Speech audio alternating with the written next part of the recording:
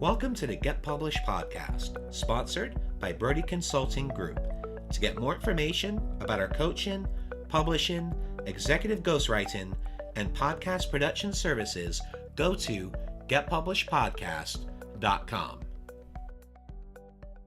Hello, I am Paul Brodie, and thank you for joining us for another episode of the Get Published podcast, where we help authors get published with a proven system that works. Today, we're being joined by John Livesay, author of Bestselling Through Storytelling. John, welcome to the show.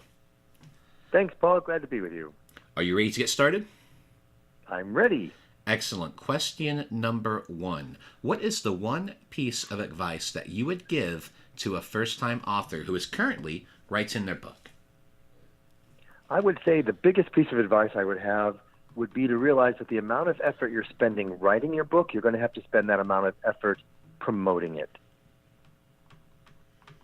Yeah, marketing 101, right? Yes. It's not enough just to write a good book. You have to spend the same time and energy and money to get people to know about it and want to buy it. Exactly. So when you're writing it, make sure you have in mind who's going to buy this and why. Yeah, they got to know their target market, especially if it's a business book or a nonfiction book, for sure. Well, what do you feel is the hardest part about getting published?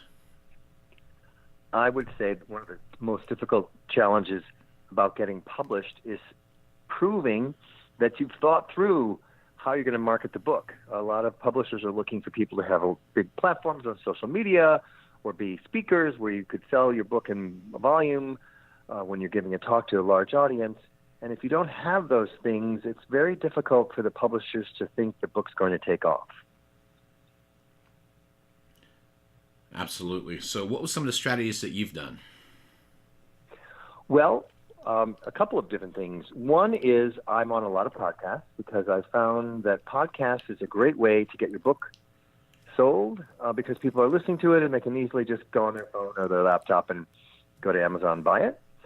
Also, I am a keynote speaker, and so I'm speaking to large groups all the time, and I include in my speaking fee buying copies for everyone in the audience as a way to keep the keynote alive and give people a little takeaway, and people typically buy that, copies of the book, and put it in the welcome packet, then they hear my keynote, and then I sign the book, and it seems to do really well to help me stand out as a speaker and helping book sales. And in regards to the book launch specifically, could you please share with us a marketing strategy that you have used during the book launch that you feel has worked well? Yes, I have already appeared on television promoting my book, even though it's not technically available in bookstores yet, but it's available for pre-order. So I don't think you can ever start early enough on the pre-PR buzz. So I've been on several podcasts already. When I was going to Nashville to speak to a division of Honeywell, I had already been on the Nashville television show called Talk of the Town 3 years ago for my other book, so I let them know I was going to be in town and would they like to have me come back. And I had a very specific pitch on how I was going to talk about my book to their audience, which typically is stay-at-home moms during daytime television. And I said, storytelling is a great tool for parents to use when their kid gives them one-word answers about how their day was. Instead, I said we could talk about, tell me the best part of your day. So they loved that because it was targeted. So even though my book is called Better Selling Through Storytelling, I pulled out the storytelling element when I pitched myself to get on television.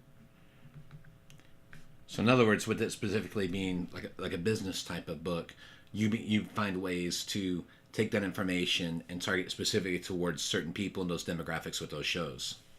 Exactly. Now, do you have any strategies for our listeners to get on TV shows, for those that may not have had the opportunity yet to be on one? First of all, the key thing to do is to get a publicist who has connections that can get you in front of them.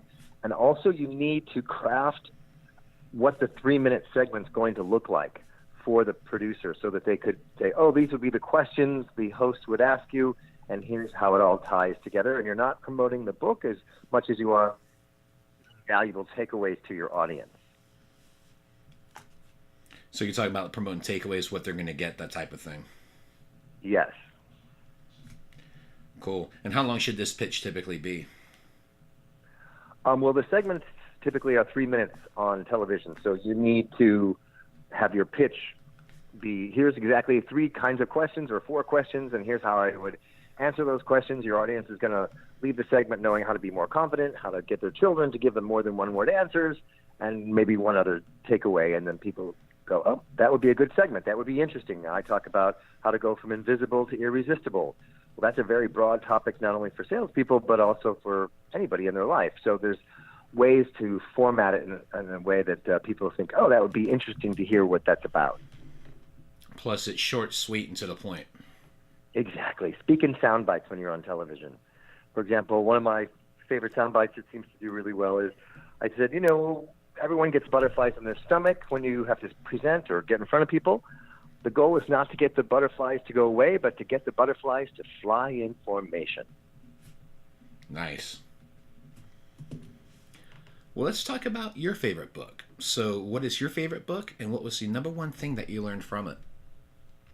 My favorite book is by Tim Sanders. It's called Deal Storming, and he did such an in-depth analysis of why collaboration is so important today, that everything is a team sport, and you need to not just stay siloed in your own little company or your own little division, but you need to work across multiple divisions in your business career to be successful.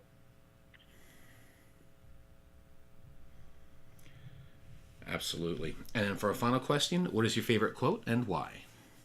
It's by the famous tennis pro Arthur Ashe, who said the key to success is confidence, and the key to confidence is preparation.